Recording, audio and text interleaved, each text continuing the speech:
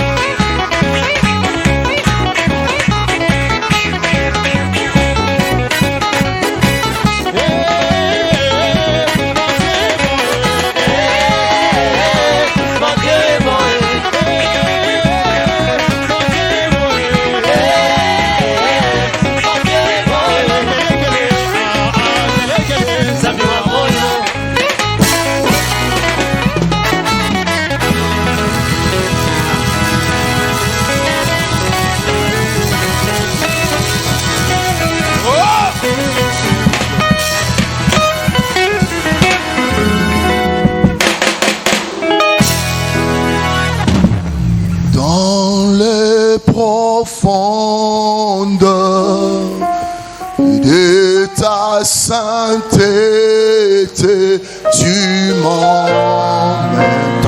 Est-ce que tu peux commencer à recommander ton cœur entre les mains du Seigneur? La journée, la semaine n'a pas été facile, mais il t'a accordé encore l'opportunité, la grâce de te présenter. Ta sainteté, tu m'emmènes. Qu'il t'emmène encore dans les profondeurs de sa sainteté. De gloire en gloire, de gloire en gloire. Élève ta voix et commence à dire un mot à Dieu.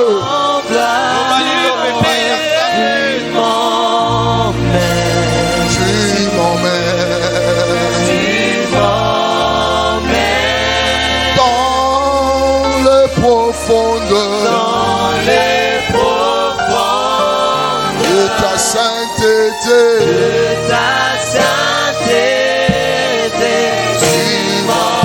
tu m'emmènes, tu m'emmènes, oh, de gloire en gloire, de gloire en gloire, de gloire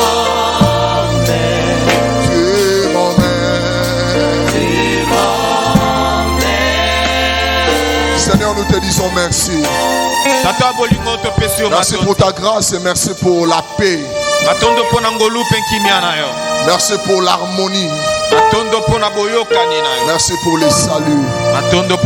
Merci pour l'éternité. Même si nous sommes affligés, même si nous sommes abattus, même si le monde pensait que nous sommes faibles, je le crois ce matin que nous ne sommes pas faibles.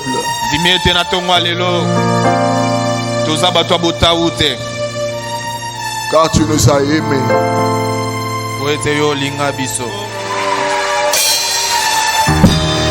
Assaisonné de cris de joie. Rendons gloire à celui qui vit et règne au siècle des siècles.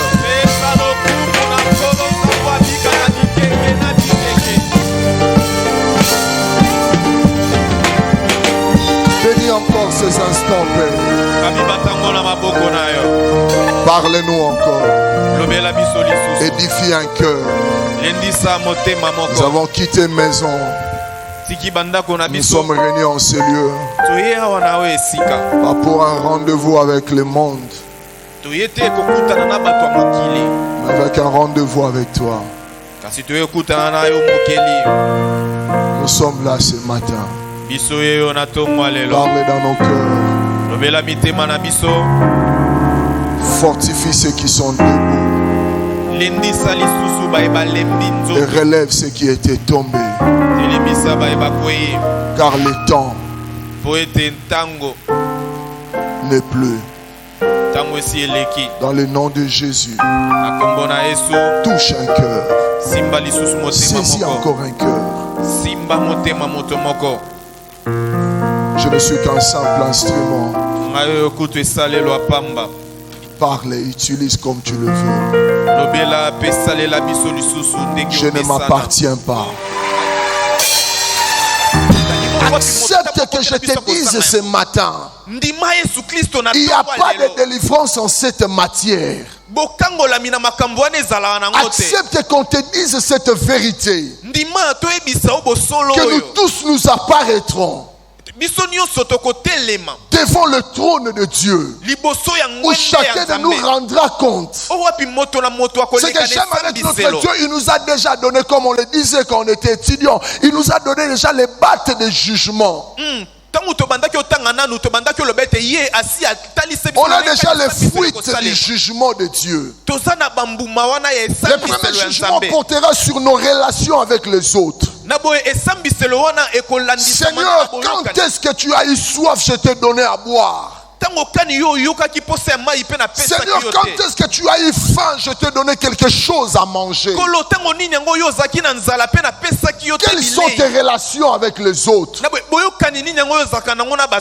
On te posera cette question. Nous allons rendre compte, nous tous, quelle a été la relation du pasteur avec le brebis. Quelle a été la relation du pasteur avec son épouse? Quelle a été la relation de l'homme de Dieu avec ses enfants? Quelle a été ta relation avec ton mari, avec ton épouse, avec tes frères avec qui vous partagez la même foi? C'est ce que les indésirables de la société. Aujourd'hui, nous allons faire sortir le premier indésirable. Il s'appelle la femme adultère. La femme, cette femme-là qu'on a attrapée en flagrant délit d'adultère.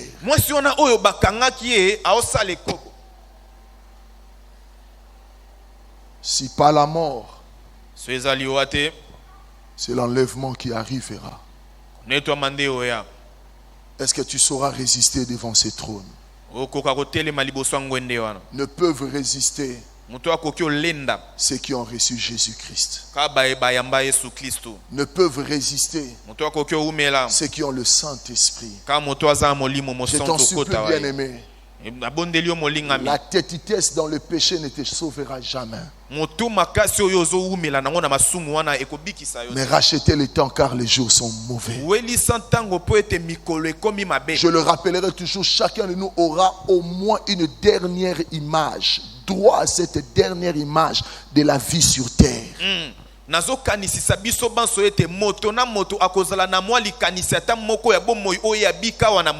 n'y a pas plus bonheur au ciel que sur la terre. Lorsque nous venons ce dimanche, nous venons pour que chacun de nous commence à s'examiner lui-même. Si le Seigneur venait maintenant, où serais-je? Il est déjà venu pour chercher ce qui était perdu. Les indésirables de la foi, de la société. Lisons Luc chapitre 19. À partir du verset 8 jusqu'à 10. Mais Zachée se tenant devant le Seigneur lui dit: voici, Seigneur, je donne aux pauvres la moitié de mes biens, et si je fais tort de quelque chose à quelqu'un, je lui rends le quadruple. Jésus lui dit: le salut est entré. Je prie à quelqu'un, le salut ce n'est pas quelque chose de l'extérieur, le salut c'est quelque chose qui entre au-dedans de nous.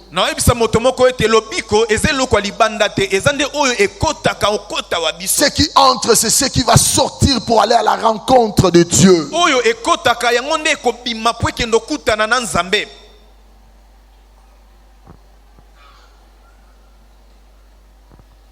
Le salut est entré aujourd'hui dans cette maison parce que celui-ci est aussi fils d'Abraham. Car le Fils de l'homme est venu chercher et sauver ce qui était perdu. Est-ce que tu peux dire à ton frère, car le Fils de l'homme est venu chercher et sauver ce qui était perdu. Car le Fils de l'homme est venu chercher et sauver ce qui était perdu. Jean chapitre 8. À partir du premier verset. Jésus s'est rendu à la montagne des Oliviers. Mais dès le matin, il alla de nouveau dans les temples. Et tout le peuple vint à lui, s'étant assis, il les enseignait. Alors les scribes et les pharisiens amenèrent une femme surprise en adultère et la plaça au milieu du peuple. Ils dirent à Jésus, Maître, cette femme a été surprise en flagrant délit d'adultère. Moïse, dans la loi, nous a ordonné de lapider de telles femmes. Toi donc, que dis-tu? Il disait cela pour l'éprouver, afin de pouvoir l'accuser. Mais Jésus, s'étant baissé, écrivait avec le doigt sur la terre. Comme il continuait à l'interroger, il se releva et leur dit que celui de vous qui est sans péché jette le premier la pierre contre elle. Et s'étant de nouveau baissé, il écrivait sur la terre. Quand ils entendirent cela, accusés par leur conscience, ils se retirèrent un à un, depuis le plus âgé jusqu'au dernier. Et Jésus resta seul avec la femme qui était là au milieu. Alors s'étant relevé et ne voyant plus que la femme, Jésus lui dit, femme, où sont ceux qui t'accusaient? Personne ne t'a-t-il condamné? Elle répondit, non, Seigneur. Et Jésus lui dit, je ne te condamne pas non plus, va et ne pêche plus. Tu peux répéter encore auprès de ton frère, va et ne pêche plus. Va et ne pêche plus. Répète-lui encore, va et ne pêche plus. Va et ne pêche plus. Luc chapitre 15, verset 32. Je commencerai à partir du verset 31. La parabole de l'enfant prodigue. Mon enfant, lui dit le père, tu es toujours avec moi et tout ce que j'ai est à toi. Mais il fallait bien s'égayer et se réjouir. Parce que ton frère que voici était mort et qu'il est revenu à la vie. Parce qu'il était perdu et qu'il est retrouvé. Ton frère que voici était mort et qu'il est revenu à la vie. Parce qu'il était perdu et qu'il est retrouvé.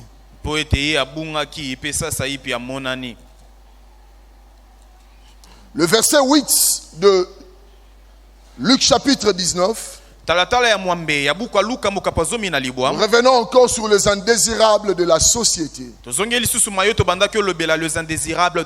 n'aurais pu faire le feedback parce que nous entrons maintenant dans une autre dimension pour commencer à parler de chaque indésirable que nous avons du mal à leur apporter le salut. Nous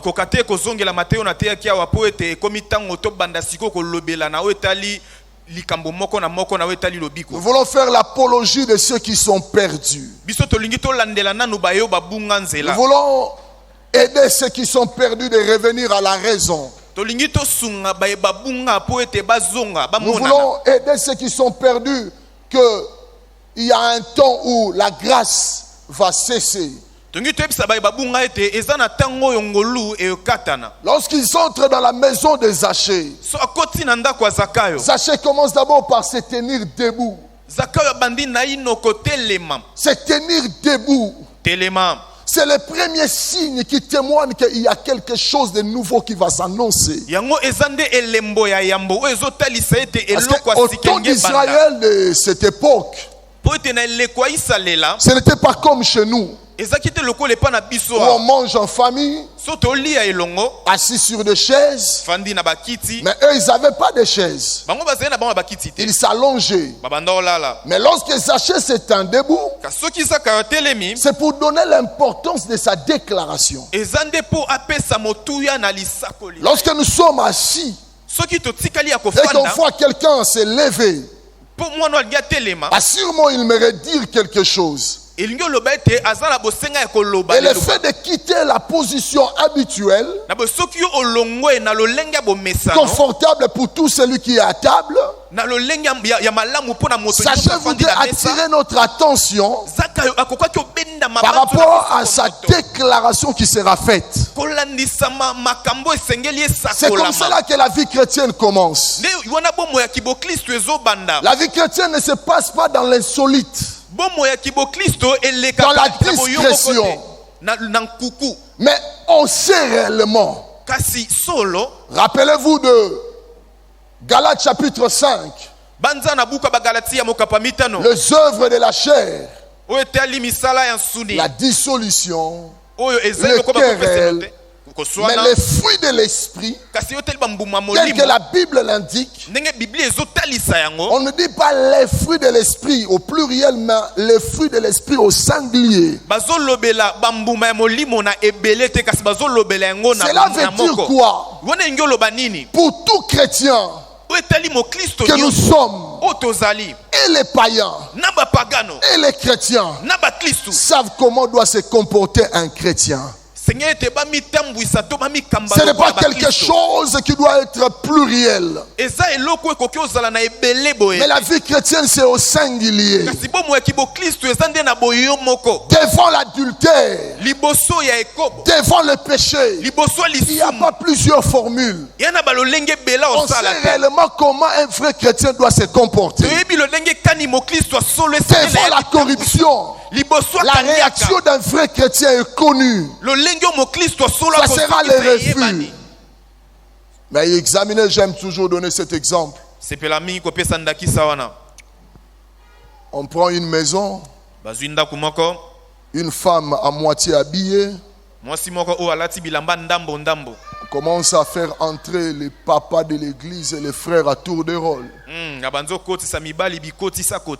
J'ose croire qu'on saura qui est Joseph et qui est Judas. Les Joseph vont entrer et directement ils vont comprendre si c'est un piège. Alors qu'on va prendre le chrono, notre chronomètre, on saura directement qu'on n'a même pas eu le temps. Vite ils vont sortir. Parce qu'ils savent que devant de telles propositions, le Saint-Esprit ne fonctionne pas de n'importe quelle manière. Devant l'impudicité, c'est la fuite. C'est là où nous comprenons que des gens comme de Joseph n'avaient pas le temps de nous dire la dimension du Saint-Esprit, mais leur acte témoignait que le Saint-Esprit était en eux. Mais si on reste dehors, on commence à compter des minutes, donc des secondes d'abord. On passe par des minutes. Là, on commencera à se dire qu'est-ce qui se passe. Je vous assure, bien-aimés, même le païen qui ne lise pas la Bible connaissent comment le vrai chrétien se comporte. Il n'y a qu'un seul fruit de l'esprit, il n'y en a pas 1000. C'est cette fruit-là l'unique fruit qui doit se manifester. Là où il y a querelle, ça se manifeste en douceur. Là où il y a conflit, le fruit de l'esprit doit se manifester en attente parfaite. Là où il y a dissolution, le fruit de l'esprit doit prôner l'unité. Le Saint-Esprit, c'est cette tunique à plusieurs couleurs. Ceux qui auront besoin de bleu verront le bleu. Ceux qui auront besoin de rouge verront le rouge. Ceux qui auront besoin de la blanche verront la couleur blanche. Mais comment le Saint-Esprit fonctionne chez toi? Il n'y a qu'une seule solution qu'il propose. C'est la consécration. Le Saint-Esprit te dira, suivant 1 Corinthiens chapitre 6, en son verset 19, 1 Corinthiens chapitre 6. Verset 19. Voilà ce que le Saint-Esprit te dira. Ne savez-vous pas que votre corps est le temple du Saint-Esprit qui est en vous, que vous avez reçu de Dieu et que vous ne vous appartenez point à vous-même? Et que vous ne vous appartenez point à vous-même.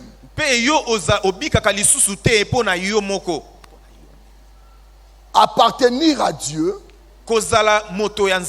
et appartenir à Dieu seul, c'est deux choses différentes. Aujourd'hui, nous voulons poser plus, nous pencher sur la deuxième compréhension. J'appartiens à Dieu, nous tous, nous sommes là présents. Mais est-ce que tu appartiens à Dieu seul? Beaucoup appartiennent à Dieu. Mais beaucoup ne seront pas déterminés qu'ils appartiennent à Dieu seul. C'est ça la dimension la plus extrême, la plus élevée de la consécration. J'appartiens à Dieu, mais est-ce que j'appartiens à Dieu seul? Appartenir à Dieu seul équivaut à dire un renoncement de soi-même. J'ai reçu le Seigneur, mais j'appartiens à Dieu. Mais est-ce que j'ai déjà appris à renoncer à moi-même? Afin de le dire comme Paul l'a dit, ce n'est plus moi qui vis, mais c'est Christ qui vit en moi. Lorsque Sachet s'élève pour commencer à déclarer ces choses, il aimait exprimer cette dimension de la consécration. Les choses que j'aimerais dire ne vont pas peut-être engager tout le monde, mais ça n'engage que moi-même. Je vous assure, tout celui que j'ai escroqué, je rembourserai. Je commence à renoncer à moi-même, afin de dire ce n'est plus moi qui vis, mais c'est Christ qui vit en moi. C'est bien de dire que j'appartiens à Dieu, je suis chrétien, je suis enfant de Dieu. Mais est-ce que tu as déjà renoncé à toi-même? Le renoncement en toi-même, c'est commencer à t'écarter de ton passé. J'aime bien cette marche vers le tabernacle. Et c'est Jésus lui-même qui va nous apprendre que sa présence a transformé, a changé intégralement la vie des Zachée. Venez frère, venez rapidement. Ceux qui sont là-bas au coin, venez. C'est ça qui témoigne que nous appartenons réellement à Dieu. Aujourd'hui, l'église, quand on reçoit le oui de Dieu, un peut se mettre là, l'autre de l'autre côté. L'église, quand on reçoit le oui de Dieu, on est tout à fait d'accord. Ça nous arrange. Dieu nous a donné son oui. Lorsque nous recevons le nom de Dieu, c'est le même Dieu qui n'a pas changé. Mais il peut aussi te contredire. Le même Dieu qui a dit à Abraham, consacre l'enfant au pied de la montagne. Lorsqu'Abraham arrive au sommet du mont Morija, c'est le même Dieu qui dit à Abraham, ne consacre plus l'enfant.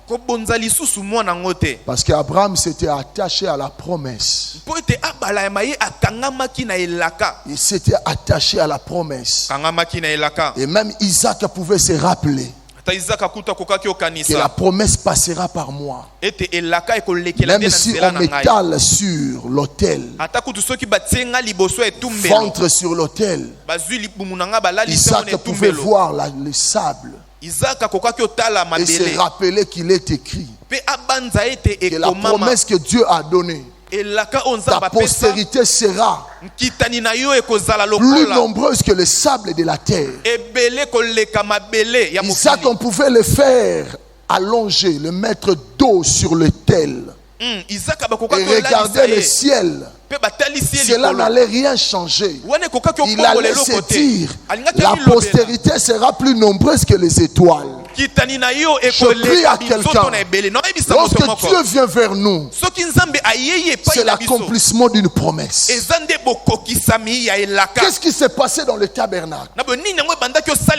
L'entrée du tabernacle pouvait être là, mais la Bible déclare l'entrée devait être dressée du côté de l'Orient, vers le soleil levant. Dieu devait à tout moment confirmer sa victoire sur le Dieu d'Égypte. Qui était ce Dieu d'Égypte? C'était Ra. Le Dieu Ra, le Dieu soleil.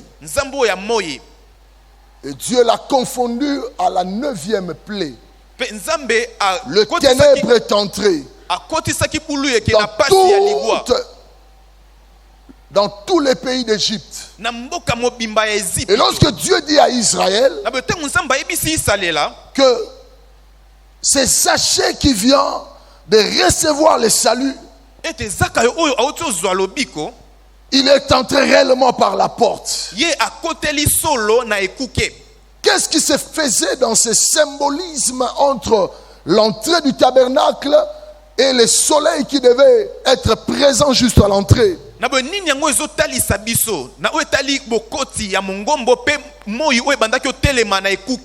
Le tabernacle et le soleil avait un symbolisme très important par rapport à l'accès du tabernacle. Parce qu'en réalité, celui qui devait entrer dans le tabernacle, il n'y avait qu'une seule position. Quand la personne devait entrer, son dos devait être tourné vers le soleil. Il devait tourner le dos contre le soleil, afin d'annoncer que ce qui se passe dans ma vie, mon passé, ce qui me dirigeait, ce qui avait l'ascendant sur ma vie, les tyrans qui exerçaient son oppression dans ma vie, plus si je pars vers le tabernacle, je vais à la rencontre de Dieu. Plus encore je m'éloigne de mon passé. Aujourd'hui nous poserons la question à l'église. Tu es entré par quelle porte? Quelle distance te sépare avec ton passé? Parce que si tu entres dans le tabernacle, Dieu va t'amener jusque dans les saints des saints, afin que tu deviennes sa propriété à lui, Dieu. Je vous assure, Dieu n'a plus l'intention de te perdre. Il a besoin que tu entres par la porte et que tu y demeures dedans. Et quand tu entres, tu te rappelleras toujours qu'en Égypte, quand on était païen, c'était Ra qui régnait. Maintenant, nous tous nous sommes sur ce parcours. Il y a de ceux-là qui sont à 2 mètres de Ra. Il y a d'autres qui sont à 3 mètres. Il y a certains qui sont déjà entrés. Mais je prie, bien-aimé, entre. Quand tu entres dedans, c'est ça la consécration. Tu ne t'appartiens plus à toi-même. Tu n'es plus celui qui subissait l'influence du péché. Tu n'as plus le droit d'être avec ces tyrans qui exerçaient son oppression sur ta vie. Bien-aimé, le péché te détruit petit à petit. Ce que j'aime avec notre Dieu, lorsqu'on a pris cette femme en flagrant délit d'adultère. Tu es un homme, hein? Faut pas dire que le pasteur avait dit je suis une femme. Tu es un homme. Jésus était de l'autre côté du temple. Avec les disciples, ceux qui voulaient écouter la parole. Et subitement, les scribes, et qui viennent au tabernacle en tourisme. Parce qu'ils connaissent beaucoup. On a amené la femme. Moi je me pose toujours la question. Tata wana kenaka wapi? Les théologiens, vous allez nous aider. Hein? Tata wana ya kenda wapi? On a amené seulement la femme. Mais lui, tata wana. Maman Mimi fait-il. Maman Mimi Amukolo, l'interprète, elle est où? Elle n'est pas là. Tata wana. Tata ou ya lobby. Tata wana. C'est papa là. Mais on amène la femme, mais l'homme. Mais la femme n'est pas tombée. On ne l'a pas attrapée. Elle n'était pas seule. Mais cet homme était où? C'est parfois le salut que le monde vous propose. Parmi plusieurs péchés qui étaient exercés en Israël, il y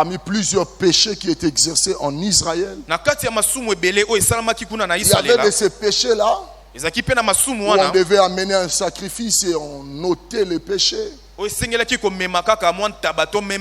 y avait des péchés où l'homme, il n'y avait aucun sacrifice. Où on doit te lapider, la sanction n'était rien d'autre que la mort. Je prie à quelqu'un. Ne sois pas du genre du lot de ces tatas-là. On l'épargne de la mort mais tout en restant vivant. Ça c'est le salut selon le monde. Le salut du monde, c'est te donner la nourriture, c'est te donner les vêtements, c'est te donner le make-up, c'est te donner tous les conforts possibles, mais tu ne vas pas mourir. Mais le salut de Jésus commence d'abord à enlever la condamnation. Le salut de ce monde, c'est d'être avec ces pécheurs que tu reconnais qu'il est pécheur, mais tu couvres son péché. Cet homme a reçu le salut des pharisiens et des scribes. C'est le salut où beaucoup nombreux d'entre nous, nous exerçons cela, où nous l'accordons à certains de nos entourages. On aime bien ces gens pour le garder vivant, qu'ils soient en bonne santé. Mais on n'arrive jamais à les amener vers Jésus. On aimerait bien qu'il reste là. C'est mon chéri, c'est mon amour. Mais jamais les amener au Seigneur. Aujourd'hui nous devons briser ce genre d'amitié. Ce sont des amitiés où on va garder les gens en vie, mais à aucun jamais les amener vers Jésus. Mais ce que moi j'aime avec cette femme, elle a reçu l'exception. Plus on l'amenait vers Jésus, ces gens-là ne comprenaient pas ce qu'il faisait prophétiquement. Plus on t'amène vers Jésus, plus tu entres dans le tabernacle, plus ton péché commence à rester loin. Je prie que l'Église amène les gens à Jésus. Ne les gardez pas chez vous à la maison. Ils ne prient pas. Ils ne sont pas exposés à l'évangile. On les nourrit, on les habille, on leur accorde un confort, mais jamais les amener à Jésus. Plus cette femme s'approchait de Jésus, car il est écrit, je n'ai jamais vu un homme qui passait auprès de la croix et restait le même. Je prie à l'église. C'est le Jésus qui change. C'est le Jésus qui change. C'est lui le don de Dieu qui a été donné. On pensait qu'on t'amenait vers la condamnation. Le monde va déclarer condamnation. Mais le ciel ne déclarera jamais condamnation. Car il y avait un vide qui a été laissé sur la croix. Dans le domaine de la loi, le Seigneur va répondre. La manière dont vous l'avez amené, même vous avez été déclaré pécheur. Parce qu'en tant que scribe et pharisien, vous n'avez pas respecté la loi. Parce que la loi est claire.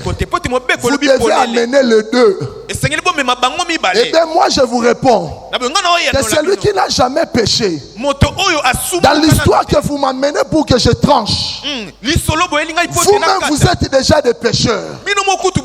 Si vous vous reconnaissez juste, eh bien, commencez à jeter le premier pierre. Jésus s'est mis à écrire. Qu'est-ce qu'il écrivait, je ne sais pas. Mais j'aimerais parler à quelqu'un.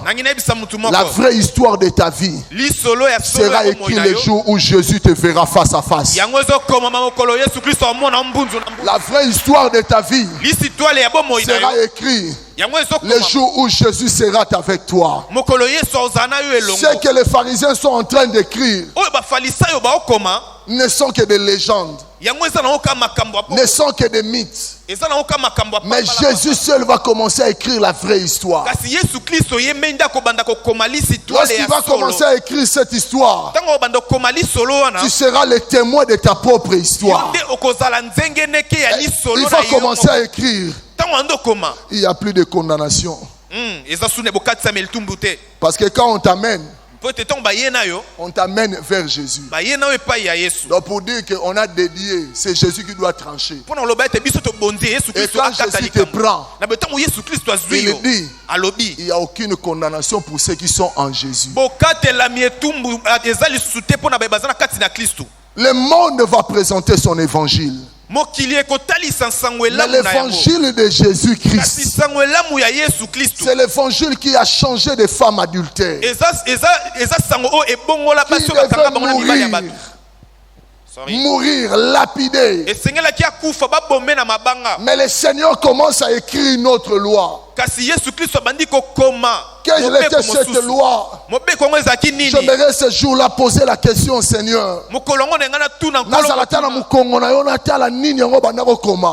Devrais-je être derrière ton dos pour savoir ce que tu es en train d'écrire? Jésus n'était pas seul quand il écrivait. Il y avait les disciples qui étaient avec lui. Quand c'est le cas de Judas, Pierre pourra poser la question à Jean. Faire un signe. Mais le jour où on écrivait l'histoire de cette femme, personne ne nous a dit qu'est-ce que Jésus écrivait réellement. Parce que jusqu'aujourd'hui, Jésus écrit encore. Il écrit encore pour ton cas. Personne ne connaissait ces choses. Car le salut est personnel. Ce problème qu'il écrivait, c'était le verdict pour cette femme. Aujourd'hui, il y a encore des gens que nous amenons vers Jésus. Ils sont perdus dans la corruption. Jésus va encore écrire ce matin. La Bible déclare en ce jour-là, il écrira sa loi dans notre cœur, plus sur le cœur de Pierre. Mais il écrira cela dans le cœur des hommes.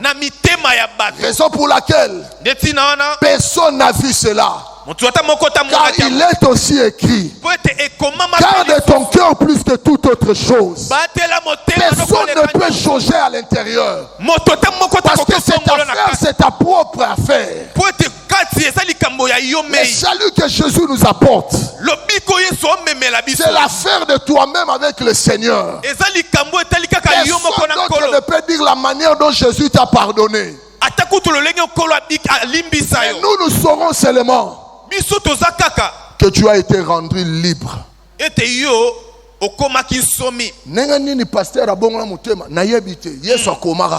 Amen. Qu'est-ce qu'il a écrit? Je ne sais pas la manière qu'il m'a pardonné. Mais je sais une seule chose.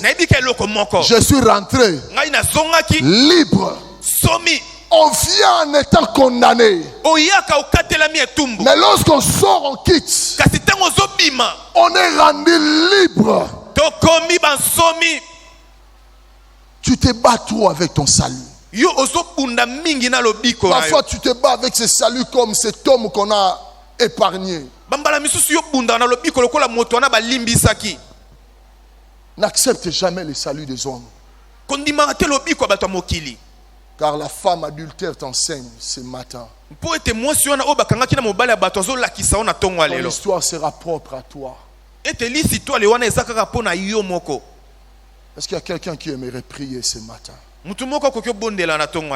Ton histoire c'est propre à toi. Quelle distance te sépare avec ton passé? Est-ce que ce sont encore des murmures qui traînent avec toi? Je ne sais pas qu'est-ce qui traîne réellement avec toi. Est-ce que ce sont encore ces petites histoires qui traînent encore avec toi? Je t'en prie, bien-aimé. Accepte le jugement du Seigneur sur la terre. Et attends le trône de la grâce dans l'éternité. C'est le temps du jugement du Seigneur. C'est le temps où on t'expose devant le Seigneur. Quelle est la situation de ta vie? Seras-tu exempté? Ne peuvent être exemptés que ceux qui ont accepté Jésus-Christ. Courbons nos têtes. Si tu te sens touché par cette parole, tu peux simplement te lever, on va prier pour toi. Aujourd'hui nous avons introduit. Les dimanches qui vont suivre, nous allons entrer en profondeur. Aujourd'hui c'était un temps d'interpellation. Il y a encore la porte. Merci ma soeur. Malheur à toi, toi qui exerces ta justice comme cet homme qu'on a épargné. Il a reçu la justice de ce monde. La justice de ce monde, c'est de te dire que nous voulons te voir encore vivant. Je n'attends que toi. Tu as longtemps entendu parler du Seigneur. Mais tu te rends compte que ta vie n'est pas encore une vie exemptée de la condamnation du jugement. Et ce matin, tu pourrais dire, Seigneur, me voici. J'aimerais enfin créer l'écart entre Ra et l'entrée du tabernacle.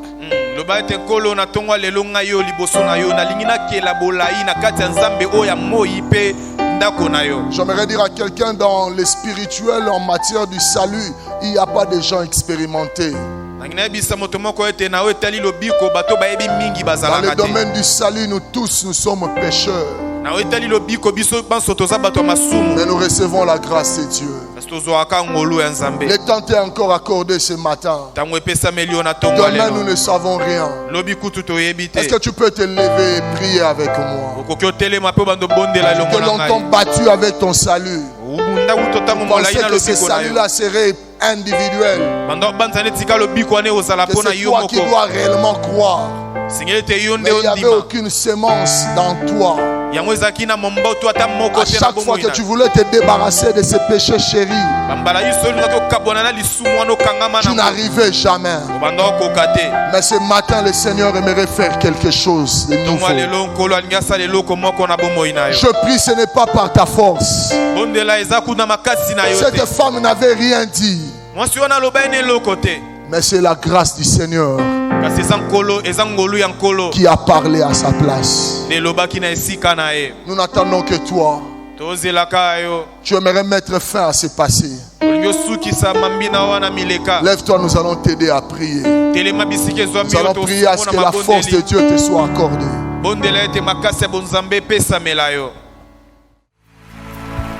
Rejoignez-nous sur l'avenue Kinkela Chima, numéro 17 bis, Kikanda RTNC, référence École Road et station SNEL.